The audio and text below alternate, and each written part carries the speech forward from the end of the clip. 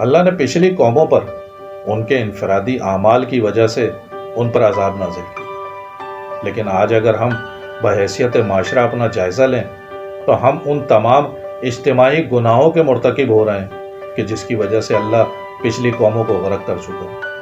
اللہ تعالیٰ قرآن میں جگہ جگہ ارشاد فرماتا ہے کہ کیا تم غور و فکر نہیں کرتے؟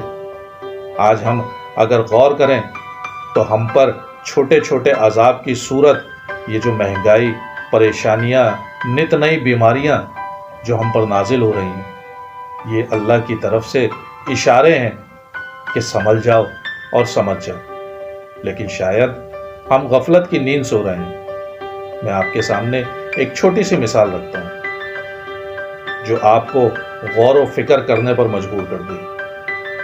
آج سے 40-45 سال پہلے پچھلے وقتوں میں چلے جائیے کہ جب ٹوائلٹ اور غسل خانے صحنوں میں ہوا کرتے تھے۔ اس وقت تک پاکستان میں اٹیچ باتھ کا کلچر متعارف نہیں ہوا تھا۔ ہم نجاست اور غلاظت کو باہر صحنوں میں رکھا کرتے تھے، لیکن پھر کیا ہوا کہ جدید دور کے تقاضوں سے ہم آہنگ ہونے کے لیے ہم نے اس نجاست اور غلاظت کو اٹھا کر اپنے کمروں میں رکھ لیا۔ اگر آپ اس میں غور و فکر کریں تو آپ باتھ روم میں داخل ہونے کی اس دعا کو ضرور ذہن میں لے کر آئیے۔